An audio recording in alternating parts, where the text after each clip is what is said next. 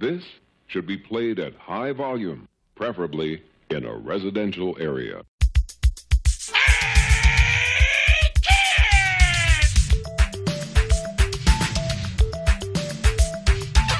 It's time for Blumpkin and Friends, starring your host, the Reverend Johnny Blumpkin.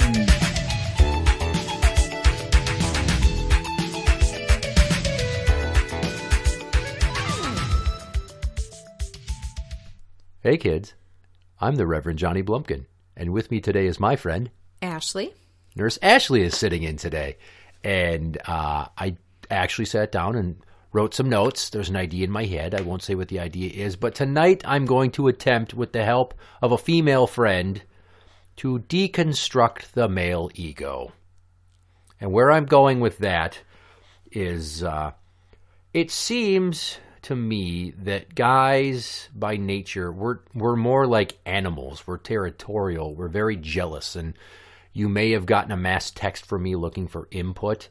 And the answers were all over the fucking board, crazy. What's the significance? And what I was going for is, I have female friends. Some of them I've dated, some of them I haven't dated.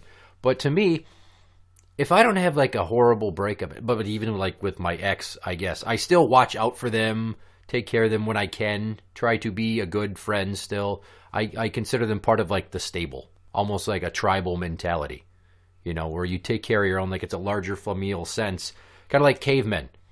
They'd bang some cave nug and they'd shit out a couple of kids, and then he'd go off and he'd probably start fucking some other cave slut. And then it was like tribes. They fucked around and everybody took care of each other's kids, and that whole it takes a village to raise a child mentality. That's what it was like. They were nomadic, and there was a lot of polyamory.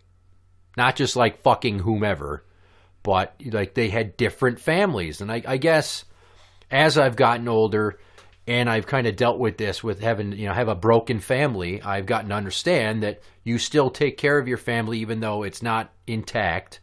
I still have to look out for my ex, even though I talk about her horribly and throw her under the bus. Oh, bitch. Fuck it, I don't care, and she deserves it, to be honest, without sounding too chauvinistic. But I still look out for her. For instance, as I referenced, I can't remember if I referenced it on the podcast or the show here, which, by the way, I'm referring to the what do we call it podcast as the podcast, and Blumpkin and Friends as the show.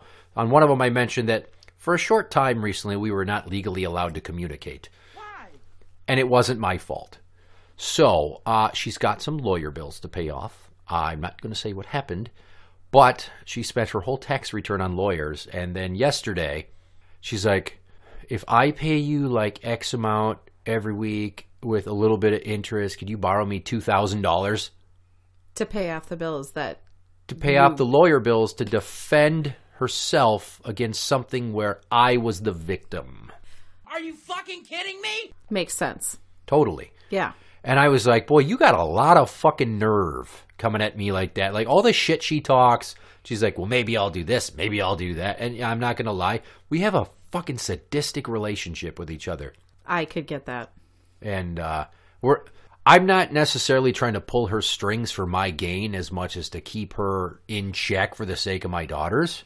You know, they're 5 and 3, and I tell her all the time, like, she'll say something dirty. I'm like, the fucking kids are standing right there. Can you use some different language? Do you not know how to talk in code? Use euphemisms, similes. Don't just be like, oh, well, are you fucking anybody? I get that they're sitting here playing Nintendo Wii and not paying attention. Could you pretend that you read it higher than a 6th grade level, for Christ's sakes? But does she? I don't, I've never sat down with her and given her like a phonics exam, but I got to believe I would stomp a mud hole in her if it was a contest. Oh, good for you. I would be, as I was discussing some things with Nurse Ashley here before the show started, she said that it sounds like, or she asked me if I've ever been checked for a photographic memory, and I haven't, but I totally have one. And everybody that knows me, I call myself a human hard drive. Almost nothing that happens gets forgotten. Rarely do I mix details or quotes up, and it's just how I've always been. So if I went up against her, it's like, no contest, sorry. But like yesterday on the phone, for instance, she's like, no, that's not what I said, and that's not what happened. I'm like, oh, okay, no, you totally must know what I said better. Oh, I'm sorry. I didn't realize that you would take it so hard because, you're so perfect and you're never wrong. Really? Bitter. My fucking memory's impeccable. I don't say it to be cocky like I can remember stuff better than you. I just have to be like, I have a track record of remembering things almost flawlessly from as far back as like 30 years ago. And all of your brain cells aren't drunk. And I've never been drunk, and I don't drink. So all those brain cells you go out and kill on the weekend when you're all stressed out, I don't do that shit. Eventually, I think I'm going to have my brain's going to implode from like too much in here. Maybe I'll magically unlock another segment of my brain. You'll probably get dementia. That's my fear, is that I get like Alzheimer's or I suffer a TBI, and then I can't remember shit, because then what good am I? I'm known for remembering things. People are like, oh, who was that inmate? Give me... I'm like, okay, white guy, black guy, old guy, young guy, hairstyle, glasses, tattoos, something. Did he gimp? Did he limp? Did he have a stutter? What the fuck? And I'm pretty good at narrowing that down. But if I couldn't have my memory, well, what the fuck? And who would I know which of my friends or exes to look out for or take care of or give a shit about? They'd just be like, cool story. Sorry about your luck. Probably. But you're usually such a good listener. No, you see this fucking ridge here? That's a scar. That's not a zipper. All right, that's not just there for show. I banged my head and now I pooped my pants and I can't remember. Who are you again? Right. That's what it would be like. So as far as the male ego, what are men known for? What are they known for? Yeah. That would depend on who the man is. Not specific. In the broader sense of men, what are we supposed to be? We're supposed to be like tough guys. Yeah, tough guys. You take care of people. You're the problem solvers. And the provider. Right. And, you don't cry and you don't talk about your feelings. Exactly, because you have none. Right. Right. I have feelings. I have tons of feels. They're in here. At least one. In my small blackened heart that's 3 sizes too small, like the Grinch. Although if you ask the inmates, they say something, they'll say, you're like a machine. I'm like, yeah, in here, there's no heart, dude. There's just a couple of gears. Sometimes they grind, but usually they go 1,000 miles an hour. So get out of my way. Fair enough. So I have said on the show, I've talked about things that made me sad or depressed or maybe cry. I've admitted that I have a problem with junk food. I'm cool with that. I'm right there with you. Humility is a big way to build a bridge with people that don't know you, to show them that, oh, he doesn't just think his shit doesn't stink. Because I pooed before you came, and I had to light matches because my poo stunk. Thank you. But that's upstairs in a room that's closed. So, but yeah, anyways, I was just trying to be gentlemanly and not make you have to smell my poops. I do enough of that at work. Oh, I suppose. So I'm not calling her Nurse Ashley just because I picked a random nickname. She works in the healthcare industry. Yes. That's about all I'm going to get into that, I guess. That's about all we got. Yeah. Things randomly bum me out. I like when my sister was dying and died, I was a block of ice. The nurse even said to me, she's like, are you okay? I'm like, why? Well, you're just standing there. You're like a block of ice. I'm like, yeah, she's almost died a bunch of times, so I'm kind of numb to this now. Why don't you go give my mom a hug? She probably needs the support more than me. And I'll go and the first time I took my oldest to Sesame Street Live, I knew it was going to be emotional for me. Why? Because I have strong ties to that. That was like a big part of my youth. It seems that like all things that remind me of my youth, nostalgia comes with a sting of depression for me. But I'm overcome with joy that I'm reconnecting with it. And then I have to like hold back having a cry fit. It's really fucking bizarre. So we went to Sesame Street Live and the music came on and she was so happy and I was so happy and all these kids are cheering. There's nothing but positivity. None of that angry, vitriolic, I'm going to make the first, smartest, most sarcastic comment on the internet type of world we live in now where everything's negative. Mm-hmm. So I was overcome with joy. And I was like, I kind of had to stop myself and take a breath. And I'm like, what's going on? Because I felt the tears start to almost come out. It happened at Toy Story 3 also, but mainly because the toys were like being discarded. I'm like, no, you can't let your toys be thrown away. I guess it reminded me of my own childhood, because up in my closet right now is a Rubbermaid tote with all my G.I. Joes in it still. That's exactly what I was thinking. You have a box somewhere hidden. Of toys. All my Ninja Turtles and He-Mans and shit are at my parents' house still. Nice. Right. So in terms of this, I've got some things out about myself. I'm okay saying that.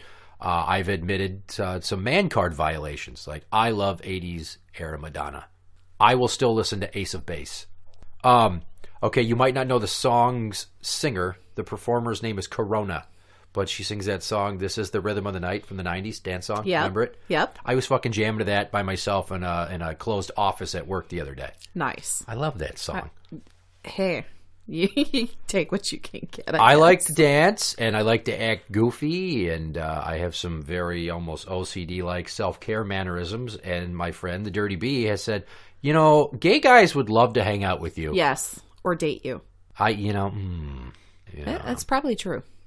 Well, I'm okay with saying they'd probably want to date me. I'm not saying I'd want any part. It'd be deflecting penises. I could never go to like the gay 90s. Just stick your tongue out to do it. To deflect the dicks? Yeah. I feel like they'd be playing hard to get and throwing mixed messages around. And nobody wants to be thought of as a tease. Okay. Oh my God, who the hell cares? In terms of that, there's like a jealousy thing. And if there's somebody, I guess I try to rack my brain about it. People that I have been with, and then there was somebody new, I get like protective and almost jealous, like, oh, God damn it. This guy is going to be a total fucking train wreck. And I try to give advice, almost like fatherly like advice.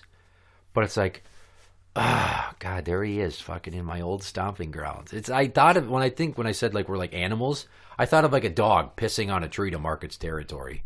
Right. That's kind of how we are. Or a new dog that comes into your house, and maybe an old dog has had an accident and has to pee in that same spot. Right.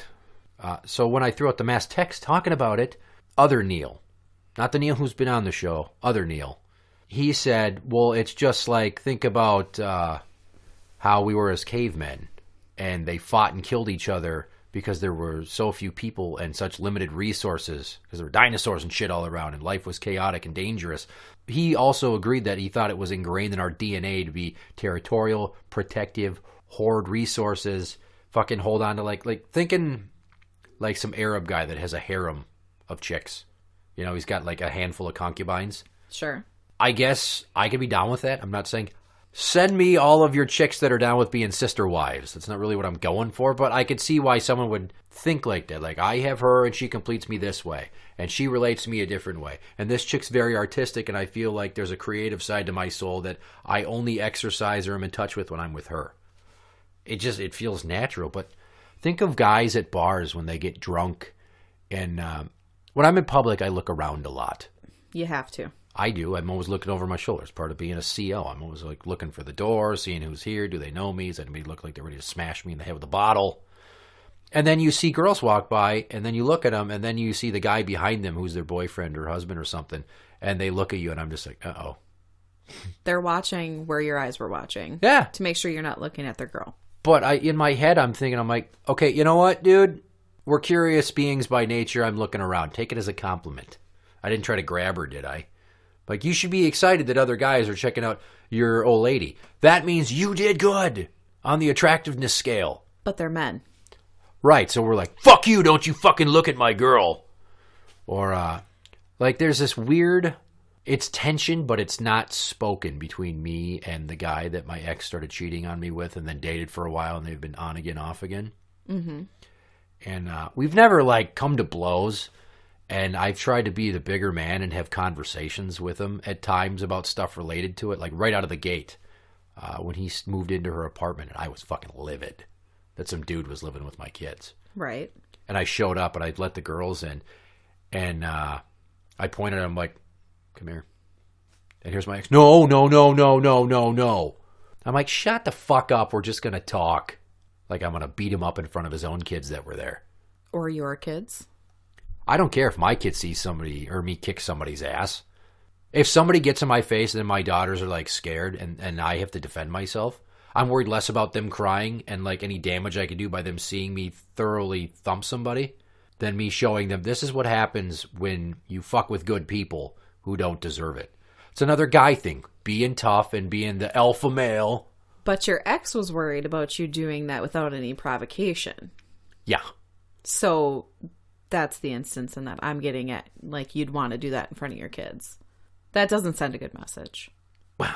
Oh, yeah. I wasn't looking to go there. what I did was tell them to go see their mom so I could talk to him in the hall. I'm like, I just want you to know I have no intention of trying to fuck with you two, being together. I don't care. She's a train wreck, and she's all yours, and you enjoy, bud. All right, you're going to find out. Have fun with that. For the last 2.5 years, I've been fighting an uphill battle about her and her drinking. And he's like, yeah, well, we're working on that. They're still working on that. They always are. Yeah. Yep. And then he also likes the sauce. So I once saw him passed out on the floor of the apartment when I came to drop the girls off to their grandma. Mm-hmm. She met us there. And he was passed out on the floor, shirtless, with no shoes or socks, wearing these Hot Wheels-looking swim trunks. Like they were day shorts. Hot. Yeah. His own boss, who knew me, I won't say where he works, but his boss had met me through my job and said to him, you're pretty lucky you're still standing here right now. And he's like, what do you mean? He's like, dude, he's the kind of guy that will show up and wait for you to go throw out the trash in the alley, and he will kick your fucking ass. That guy kind of scares me. And I don't try to like put up this tough guy, oh, I'm the fucking apex predator, I will kill you mentality. I don't put that out there. I put like pretty chill vibes, but I'm also like, don't fuck with me. I won't fuck with you. I'm easy like the breeze until you make me not have to be. And I'm only as big of an asshole as you force me to act as, right? Because in a jail, they could all gang up and kick the shit out of me. However, if they're all going to gang up on me, at least 2 of them are going to the morgue. It's fair. It's like, hey, this is going to be a story for the ages, boys. You really should have thought this through. But that's just part of being a guy. Like we got to be fit and strong. We got to be the best man in our kids' eyes. That's a tough pill to swallow. Like if she were to marry some guy, and let's say he was better at, throw out something. Say he was good at woodworking. Good response time. I wouldn't care if he's better at billiards, but if he's like, he makes fat stacks of cash. If he does manly things that are better than you. Yeah, like I'm not a carpenter. I can like fix minute shit, tighten bolts, put things back together, move furniture, unclog drains. My dad's a plumber. He taught me stuff. I sold tools for 7.5 years. I know how to use a number of them. Not well. Right. But enough to know what they are, at least. Holding a chainsaw, like most guys that use chainsaws are like, they're all gritting their teeth and fucking right up in there. I'd be like, I'm holding it back like this because I don't want the chain to snap and come back and scar my face. Because right here, this is where I make all my money. That's your money maker? Right there in the grill. There. Yep. I've seen a guy who was a tree trimmer that had a chain break and he had a scar right here. It was fucking gnarly. Chicks dig scars. Facial scars? Facial depends. Scars that look like you fell face first. If you have a really good story... Perhaps. A chainsaw took a bite out of his face. Was there a madman behind the chainsaw? And he was saving a bunch of like kittens and puppies? Possibly. No, in his instance, I think it was just operator error and faulty equipment. It's like, my chain broke and now I got this face vagina. Nice. Right. So another big part of it with guys, and maybe we don't all admit it, but when we get with a new girl, maybe this is just me, I ask about their history. Like sexually and stuff, and then get pissed off when they tell you because you're a guy. We'll get there. We'll get there. That's what I'm building towards right now. Right. And I guess I just want to know. We want to know where we rate. I feel like that's natural to want to know how good am I compared to others. Am I at least upper echelon? Because you don't want to be like lower, middle, or bottom. Right. You might as well just fucking move on and be like, all right, well, it's been fun. Have a nice life. Your pussy smells. Just some parting words to kind of fuck with her ego. But I've, in my life, come to realize I'm slightly above average in length. And you asked me when I first came up with this idea like 2 months ago, what's average? Exactly. 5 inches erect worldwide is average. Right. 5. But I'm above that. Not like just slightly, but I'm above that. But still, I've had 3 girls in my life, technically 4, that have had guys with manacondas in their pants. Manaconda, I like that. One girl told me she got into bed with a guy once and he had like a Pringles can for a cock. And she was like, Jesus. No way. Get away from me with that thing. It was a foot long and like 5 inches around. Oh, good Lord. Imagine like my forearm. Coming at your sniz. I've seen that, but only because there was some other issues going on. That's in the nursing world. Right. Because that's what you want to see is somebody who's laying in bed with a giant elephant trunk in their pants. You're like, okay, let's change that kit. Oh my God! Good for you. Good story on that one. You're going to feel a little pinch. Right. Nah, you're good. You're good. Now your pee hole is symmetric with the rest of you. It's all in good proportion now. Yeah, I had a guy ask me last week where I put it out of 10 when I was changing his catheter. It was awesome. What the fuck? Say that again?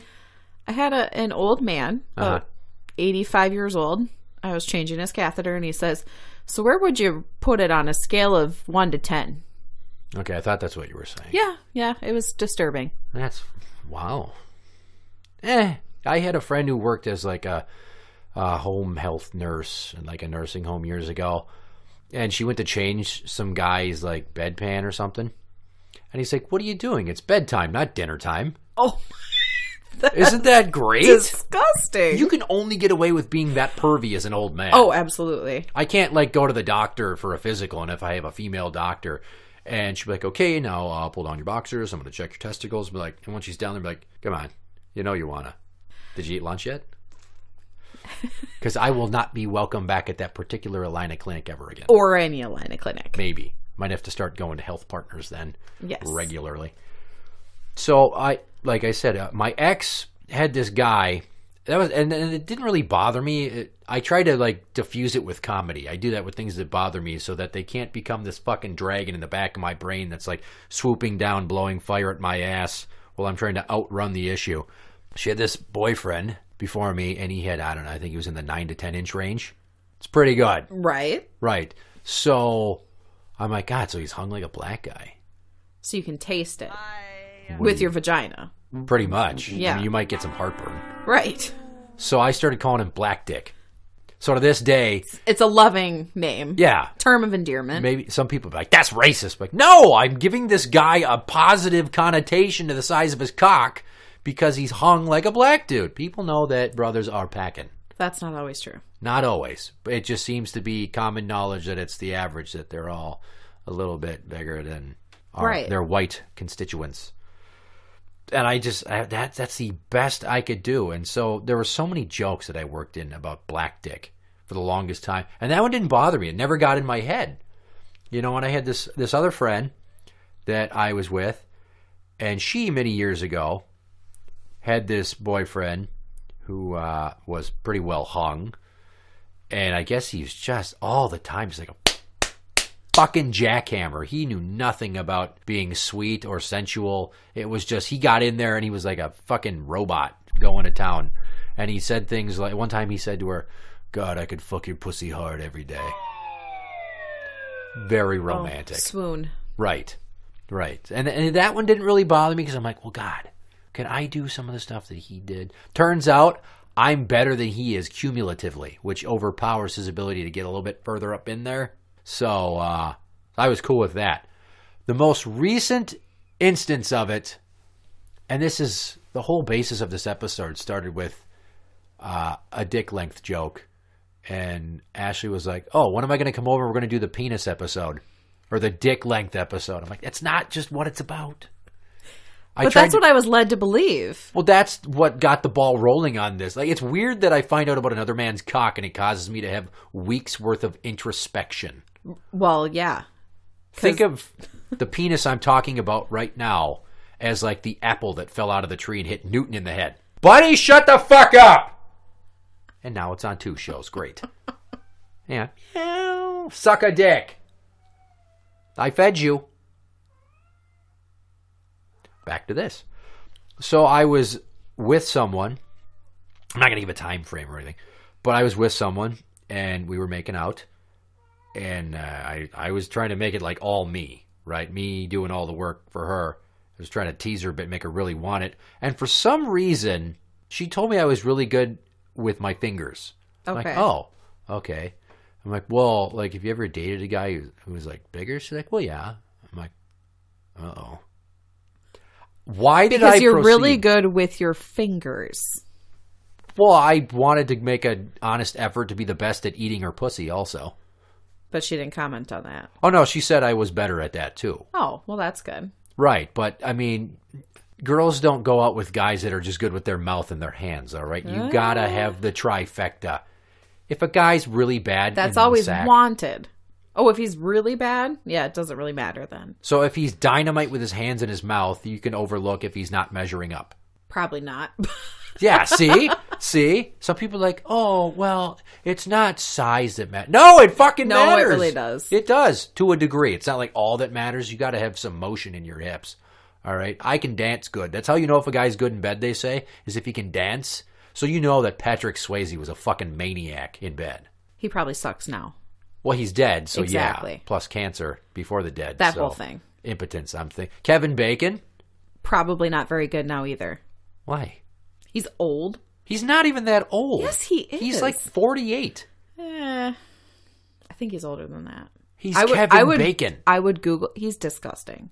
I'm not saying he's a pretty man, but look at the way he moves. No. Well, he did something because he married the closer. All right, Kira Sedgwick. He's been hitting the same sniz for like 20 years. He's had her on lockdown. And in Hollywood, marriages don't always last forever. You know, not everybody can be Bill and Camille Cosby. Wonder if she's having any doubts now. You bastard! Like I said, I mentioned the fingers and the mouth thing, and she mentioned that the guy was bigger. And for some reason, I'm nibbling on her neck. I'm like, well, like, how much bigger? And then she just cavalierly says that. She's like 2 or 3 inches. And I went, 2 or 3 inches? Jesus. I'm like, did you show her how much an inch is? Did you go, okay, this is 1 inch? I didn't. I'm like, are you sure? You're sure? 2 or 3 inches? Because that's like a lot. She's like, well, yeah. Did you get his name? I didn't. Oh, okay. Sorry. All right. I mean, I can ask her, I guess, but he's an ex-military guy who's got a lot of PTSD. Oh yeah, So, crazy. I mean, awesome. He'll hammer your G-spot, but he might also hammer your face in a drunken Iraqi blackout. Or just in the middle of the night because he hears a noise. Yeah, he might have night terrors, and you wake up with like a pillowcase wrapped around your throat. Yeah, And he's yelling in like Farsi or something, some foreign tongue. It's probably Mandarin Chinese. Why would Al-Qaeda speak Chinese? That's like the hardest language to learn. Everybody speaks Mandarin. They can't even figure out that it's okay to let women drive cars. They're going to learn fucking Mandarin over there. They don't trim their beards or their pubes, and they barely wash their balls. I imagine it smells like a 3-week-old fart-soaked gym sock in that whole region of the world. That's graphic. Well, ISIS rape victims that have gotten away have said one of the worst things about being a forced bride is once they meet their husband, it's like he's like, okay, let's fuck now. And some girl comments, she's like, the worst part about it wasn't the rape itself as much as when he came to see me, his breath. Ew. Yeah. So imagine a guy with like fucking dragon breath. Oh. And he's just, oh, you're so beautiful. There's got to be doggy style for that. Allah. I don't know. I'm not going to go interview a bunch of fucking potential sleeper cell members. I'm like, what positions do you find appropriate? So yeah, like that's fine. When she said like 2 or 3 inches, and I repeated it back, it felt like I was in a sitcom. I was in like my own fucked up Blumpkin version of Curb Your Enthusiasm. Like they didn't delve into shit like that as much on Seinfeld. So if you take Seinfeld and multiply it by me, that's where I'm at in that conversation. And it was just like, I'm like, okay, well. How much more now? What do you mean? Oh, yeah. Yeah, well. And then, like, it got in my head and I kind of mentioned it. And then I let it stew for like a day or two. And then I brought it up again. And she's like, oh, I wish I wouldn't have said anything if it was going to bother you that much. I'm like, well, it's my fault for asking, but how would you know it's going to bother me? Right. P.S. You should probably just assume that finding something out like that is going to bother every guy from here on out unless he also has, like, a small child forearm of a penis. That's why you lie, ladies. You know, that's the other thing, though. If a guy asks a girl and she says, well, obviously you're the best, gentlemen, like she said. She's lying. She's lying. You can tell by how she says it, the inflection, the sincerity. Does she look you in the eye? Does she say it when you ask, or does she tell you when you're inside of her? That's a big indicator. Yes. The honesty and where it stems from. So I always think all these fucking guys that, you know, like dudes that date my exes, and she probably tells them how good they are, and I'm thinking to myself, I don't know where to get this from. Like, dude, I'm better in bed than you. I'm not as kinky. That's how you size them up. That's what you. I look at them and I'm like, well, first off, I could kill you with my bare hands, and I'm not a big guy. I'm not. I'm rocking these 14.5-inch pythons right here. Right. Yeah. So I'm not big, but as many of my friends can attest, I am a little crazy, and they know that I have a temper. The first time I met you, I knew that. There was no doubt in my mind. I left and I went, what the fuck? Well, I'm quite zany. And that time, the first time we met in person, I was kind of like, fuck it, I'm just going to be like me times 10. I'm just going to throw it all out there. Now that I'm in my 30s, my new approach is ugly amounts of honesty. That's, yeah. Mm-hmm. Right out of the gate, that's what you get. And then they can't be like... Well, I never knew he was fucking nuts. Yeah. No, that's you definitely did. People ask me about my ex, like, why were you ever with her? I'm like, people don't come with fucking warning labels. And most individuals don't be like, so here's all my faults. Let's work on what's positive. I'm pretty sure you actually said, well, let me tell you why I'm fucked up. I probably did. And then went on for about 20 minutes. It was fun. The whole time I'm making a running list of all the different medications that you could possibly benefit from. Meds. That's just... That's the nurse pharma. in me. Big pharma's just trying to get rich, balancing out my chemicals. I like where I'm at. Some days it's like a nonstop roller coaster.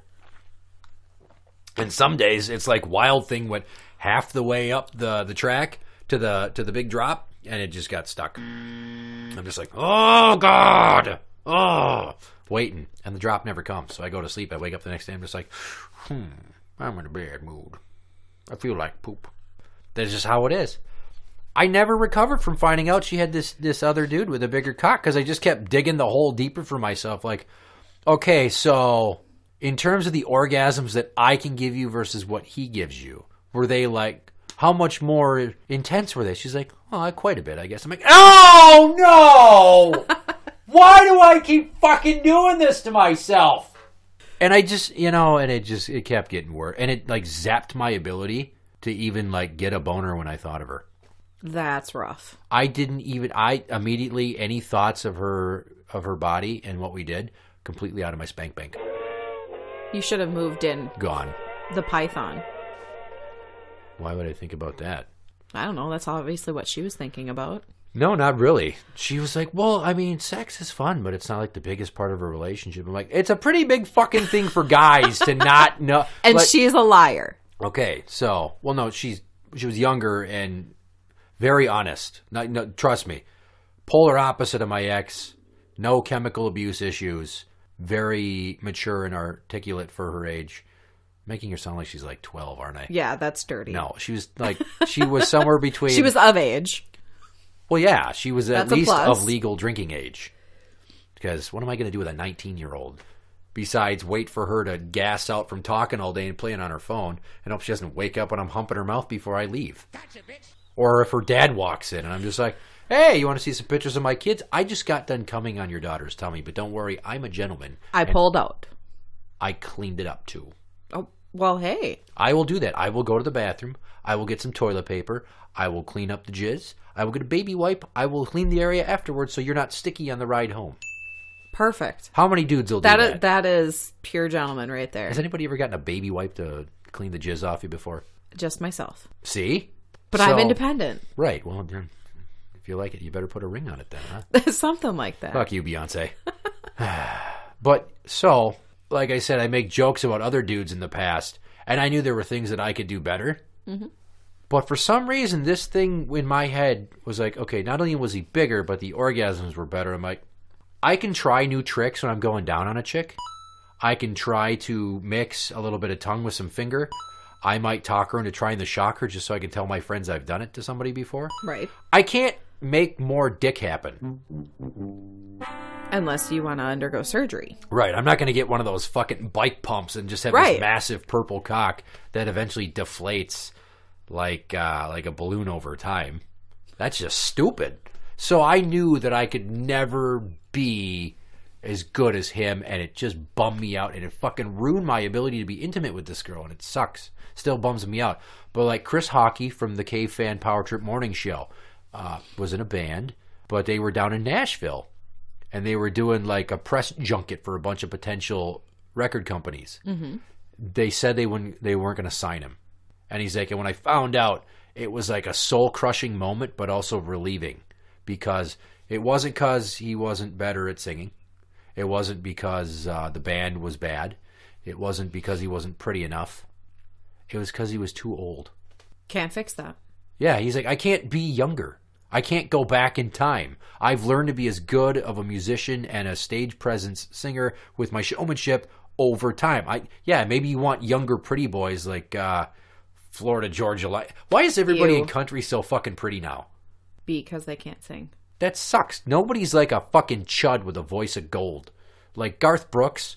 Think of Garth when he got real popular. Randy Houser. I don't even know who that is. Yeah, if you're looking country ugly, Randy Houser's your guy. Well, like he is like the plumber that shows up at your house on a Saturday morning because he's on call. Because he's got nothing else going on. Exactly. Just a couple of cats that shit in a box 10 feet from his bed in the basement apartment that he has in his mother's house. Right.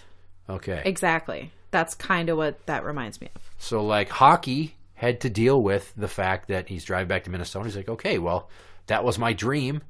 And I guess I can't live that dream, but I can still be good at what I'm doing now. And he made his peace with it.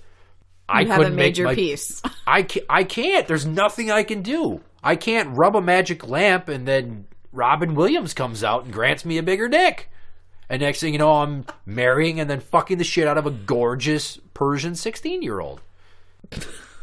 That's what Aladdin was. He had sex with a 16-year-old girl after the credits rolled. Right. And hopefully the genie wasn't like peeking from behind the curtains. Totally like, was. Wasn't like the with game that damn of monkey. rodeo. Abu. Yes, Abu was sitting there jumping up and down watching. On Genie's dick. I'm pretty sure. I meant that he was jumping up and down watching Aladdin and Jasmine fuck. Yeah. And Genie was right there watching, Why would the genie fuck the monkey? But what else is the genie gonna fuck? He's a genie. He doesn't have a dick. He was just like... Says who? Look at the movie. He was just like a floating metaphysical squiggle. How do you know that, like, the dick wasn't detachable and stayed in the lamp? So that wasn't like a floating tail of, like, genie essence? That was just like a blue pair of pants that he tied into a knot? Probably. And then he takes it off and there's like this monstrous Smurf ginormous. Cock. You probably didn't see the It's Watchmen, like Black Dick. It's like Black Dick. Yeah. It's just there, but it's the voice of Robin Williams, so it kind of ruins it. Because he talks a million miles an hour and never shuts up. Kind of like me. Yeah. Me and him have a lot in common. Let's touch upon something else Robin Williams related. Okay, fine. We're going there. So Robin Williams killed himself. Yep. He suffered from years of depression. Mm-hmm. A lot of comics are junkies or alcoholics. Right. And I have learned through experience of trying to get better at telling jokes, being that funny guy, being able to amuse and entertain people. Because ultimately that's what I want to be. I want to do comedy just as a hobby or something. Try it. Mm-hmm. I'm doing this. It's a nice in-between doing this because I don't got to worry about if the crowd's like, boo, you're fucking awful. And then I'm like, oh shit, where was I? Because I edit the show and I put it out and then I'm not there when you're listening to it. And then if you want to tell me good job, you do. And if you don't, well, I'm off doing other stuff. So comics are probably the most depressive group, I think. To be that high and entertaining all the time. I don't know if they're necessarily trying to compensate for the soul-crushing depression that comes from anywhere else, but I feel like when they say tragedy is next to comedy, well, the melancholy is next to this need to entertain. I really enjoy putting smiles on people's faces. Right. I also like to talk, instruct, things like that. If I wasn't working in a jail and I could just magically get a new job, I'd be a teacher. Standing in front of a class, I'd be like an English teacher or a history teacher. I know how to hold a crowd's attention. I know how to get through to people with comedy and relate. And that's always been this knack that I've had with Perfect Strangers. 10 years of retail, 9 years of working in a jail now.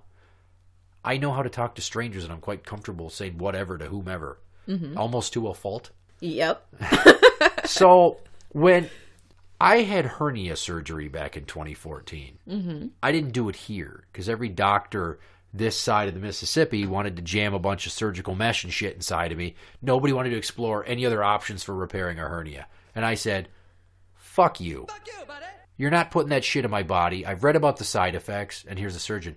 Well, obviously, we don't use the type of mesh that's been recalled. No shit, Sherlock. Thank you for that $20 grain of advice. You're fucking awesome. So I went on the internet, and I researched other methods, and I found a surgeon down in Florida out of the Lee Island Cole Surgical Center in Fort Myers, who has a technique that was developed by a surgeon from India. How many fucking Indian doctors are there here now? A shit ton. Right. Clearly those people are very intelligent when it comes to caring for others and health and all that. So I went down there, and I had a method where I got no mesh.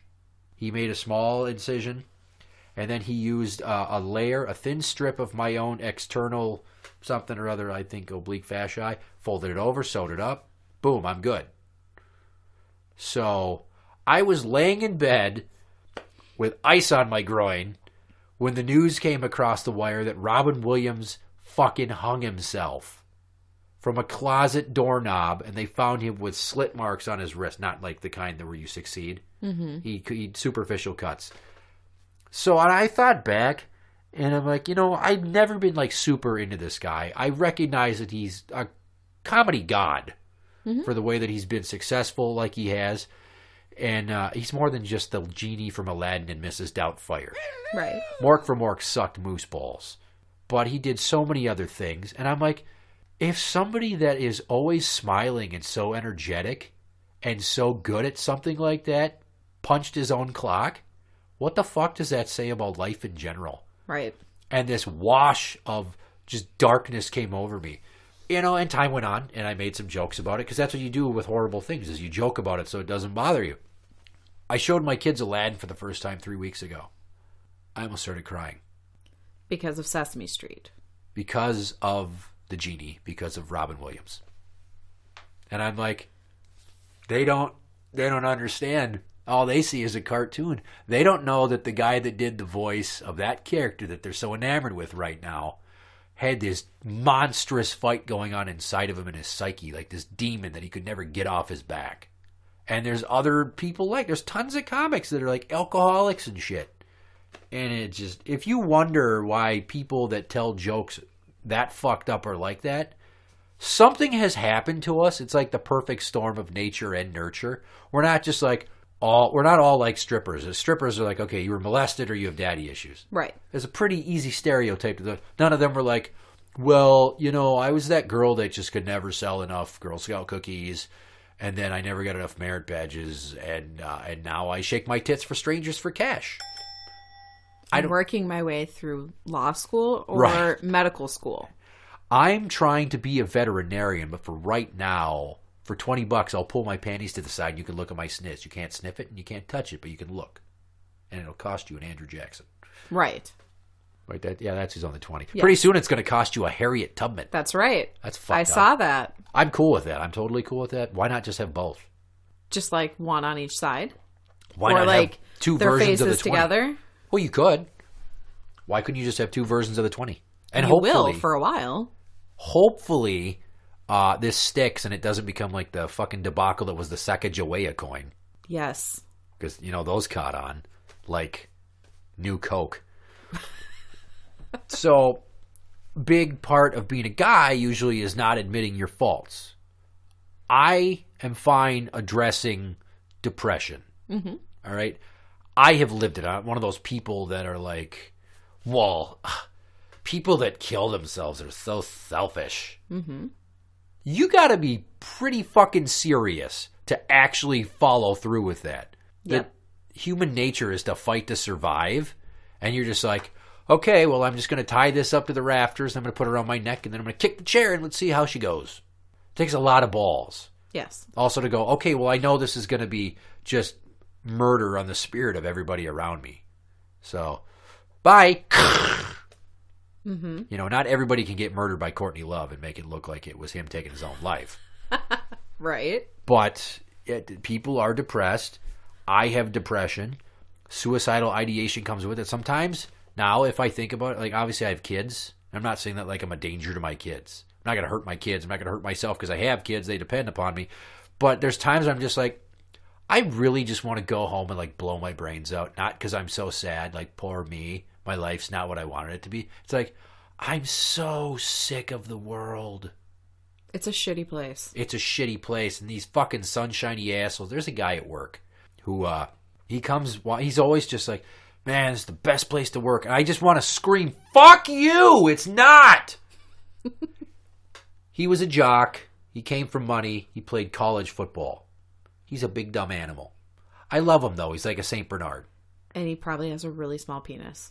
I haven't asked him, and I don't ever want to find out. I don't ever want to go to, like, a warrior retreat. He's like, hey, check this out. Look at all the sweat coming off my balls. And I'm like, speaking of balls, where the fuck's the rest of it? Jesus Christ. You're showing that off? It looks like a mini weenie roll-up. Like a pig in a blanket. Yeah, and how did you make it this far in life without getting circumcised?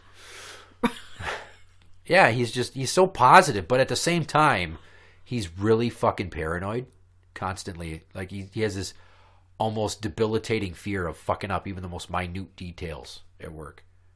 And it's annoying as shit. And I try to coach him like, dude, you got to get over this crippling paranoia about making mistakes because you're dragging me down. I'm like, you can do this. You've been around for years now. If you have questions, ask me.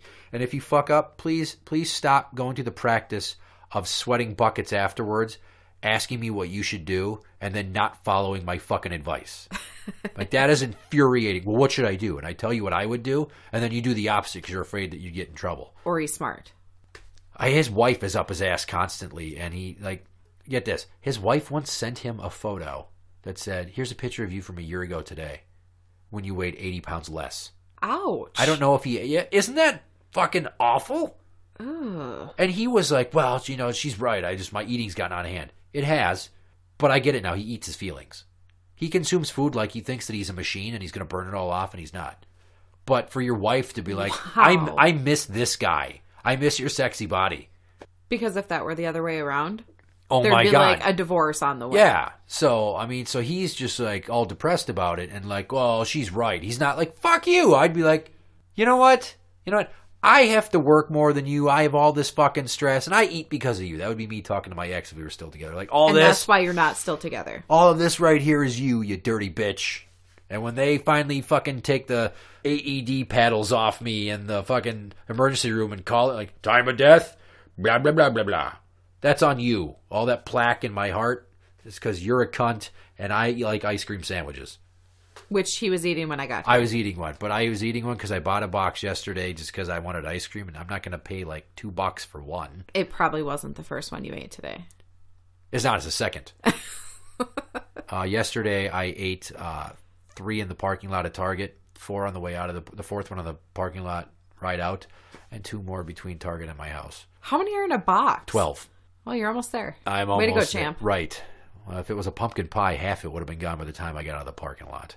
So, guys, yes, we're meatheads, and we do think of you almost like property. Mm-hmm. Not because we're small-brained. It's in our DNA to claim our territory, to look at you like you're ours. Even when you're not ours, there's still that spiritual connection of what we had, and for some reason we just can't stop thinking like, that's the tree I marked, that's mine. Maybe if we absolutely And now you're hate pissing you. on it. Yeah. And fuck this new guy for being around. Fuck you, go away. Maybe I'm still trying to work this out, and I was just waiting for a cooling off period. Stop being the rebound that makes her get her confidence back so that I don't get another shot, you asshole. I'm waiting for the low-hanging fruit when she's desperate enough where her level of sadness and loneliness meets my level of crazy, please take me back. That's how we are. But don't lie to us and tell us we're the best. Just tell us the truth, because maybe it's fixable. Or maybe then you'll have a complex for however long. Well, I'm not with her now, so it's not really like a complex. Like, now I just have to worry about other people in the future. I don't have to worry about her because that's over with. So that ultimately was like a bridge too far. Maybe you're just waiting for a cooling off period. No, not so much. Because it's like, why would I now? In the back of my mind, I'm going to be like, You'll every never time be good after that, enough. I'm going to be like, this isn't enough. This isn't enough. Yep, no, I'm not even all the way hard. God, it's like trying to shoot pool with a rope. It's just, all right, well, fillet me a little. Get me kind of hard. It's like being on the set of a porn. Fluffer! Right. Exactly. I'm not calling for stunt cock. It's not like Orgasmo. You didn't see Orgasmo, did you? I did not. Fuck off. I'm sorry. You should probably see Orgasmo. Yeah. So that's what it is. Guys are just stupid, idiotic, possessive animals. And if we act like that, it's not because we're dipshits that aren't mature. It's because we care. It is. You should ask your mom about that. I should ask my mom about caring. About, like, guys being... Your mom's obviously older than us. Right. So she could talk about... It'd be an interesting topic. Funny thing about me and Ashley being friends. When we were sitting there talking that first time we met in person, I found out that I knew her cousin and her mom. Right. Who used to be my neighbors at my old apartment. And at one time or another, I thought that her cousin had a thing for me. There's a pretty good possibility. Right. And I had met her mom, and I'm just like, oh, my God, I know your mom and your cousin. I've been in the apartment. I've seen your mom walking around in her goddamn PJs. With no bra, because she no never wears a bra. And I'm just like, you know what? I'm going to be honest. I have checked out your mom's tits before. I'm sorry. I had to say it. I was coming clean with all the dirt right there. How do you build confidence in a relationship, friendship, or otherwise? Trust. They're built on trust. How do you build trust? Here's all the dirty laundry. Let's wash it. Here's and get my to shit show. Right. So, yeah, I mean, she might know. Well, she's been married multiple times, right? Several. Okay, so 3. So she's got to be like a fucking relationship expert. Or there's a reason why she's been married 3 times. So it could be her. Common denominator. I like that. You're like, I don't want to be the one to say it about my mom's go. I'm surprised my mom hasn't been married multiple. Oh, wait, she has twice. I almost forgot about that first guy that decided to fuck his secretary instead of her because he couldn't get over the fact that he made a mentally retarded child that wasn't perfect. Oh, yeah. It's a buzzkill. I know I don't drop names on the show out of respect to people, but Mike Busum, you're a fucking piece of shit. And my uncle and cousin had to physically restrain me when you showed up to my sister's funeral. And I heard you say to the priest, I'm Tina's biological father. I almost committed a murder. Wow. In front of dozens and dozens of witnesses. I was like, get me the fuck out of here. I swear to God, I'm going to break his goddamn neck in front of his children, just look at his wife and be like, you know why. I got nothing on that. All part of being territorial. Mm-hmm. But for my sister, not for my mom. Although, as much as I shit on my mom, I feel like I owe that guy a punch in the mouth for treating her that way. But I kind of get it. It's weird. There's a yin and a yang, like, how fucking dare you? But it's more because he treated my mom like shit because of my sister wasn't perfect. There's that aspect. With my mom's all these personality eccentricities that make me wish she'd fall down the stairs. Right. Not die, but, maybe end up in one of those wheelchairs where you blow into a straw to steer it. Yes. Right? That could be fun, though. So, yeah, Linda has been married twice. I almost have to thank the guy, though, because if he wasn't a total piece of shit, I wouldn't be here. Probably a good call on that. Right, because my sister and I had different dads. So we're technically only half siblings. Right. And maybe one day, it's going to happen. I guarantee my ex is going to end up getting knocked up by some other mook who I'm not going to like, who's not going to support the kid. And I'm going to end up raising my daughter's half-sibling like it's my own, kind of, and going to all the fucking recitals and games. And it's going to be a boy. I'm calling it right now. She's going to shit out a boy. And I'm going to be the one that's like, come on, bud, let's go find out how good you are at throwing a baseball or a football. Or let's go have the talk before you end up being like your dad and then skedaddling once you knock somebody up. Let me talk to you about the joys of pulling out and how it's a responsible thing to do. Wow. It's part of being a man. Yes. Taking care of business. You have so much faith in her. Faith in her fucking up, yeah. Yeah. I wonder if Graeme texted me back. He did. How would you like to participate in the Paper, Rock, Scissors Intercontinental Championship Challenge? Oh, well, that sounds fun. It's a segment on the show. All right. So I'm going to try to do it justice with an introduction here, like Graeme does. Ladies and gentlemen, boys and girls, children of all ages, Blumpkin and Friends brings to you the Rock, Paper, Scissors Intercontinental Championship Challenge featuring current champion Graeme, formerly of ITRadio, and Nurse Ashley. So, the game is you throw 5 sets of hands, and it's winner take all for the title, and whoever is the first to win 3 gets the title. All right. Simple enough. So, I'm looking at his hands right now. Hand number 1. You throw a... Paper. That's a tie. Where's my pen?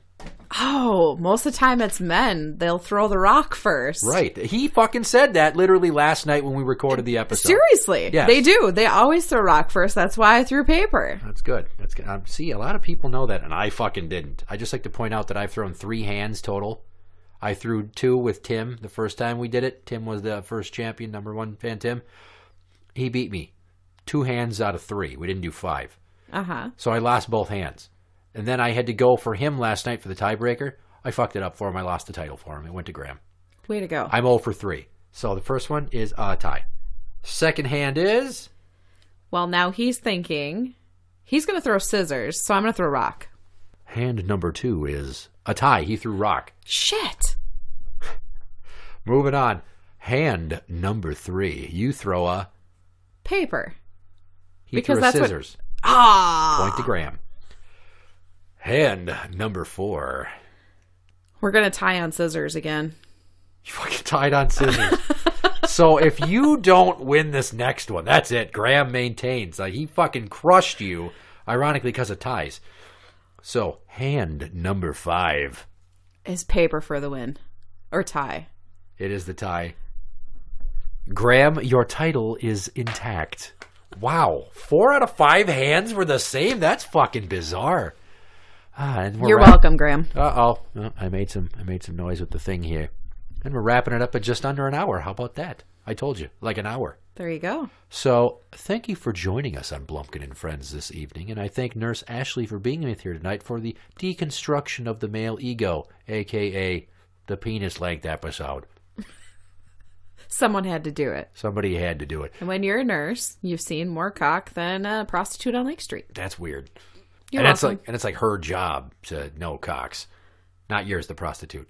Right. Technically, it's also your job Yes. to know cocks. So, if you want to find episodes of the show, obviously you've come to YouTube, and we are on there. You can search for Blumpkin and Friends with the ampersand sign. To interact with us on Facebook, we are at facebook.com/groups/Blumpkin, A-N-D, Friends. We spelled the word and. I'm the Reverend Johnny Blumpkin. Good night.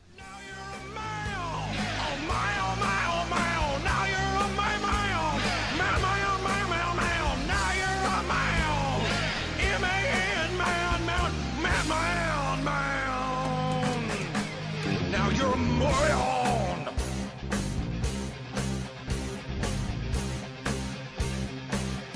You're sure 2 or 3 inches, because that's like a lot.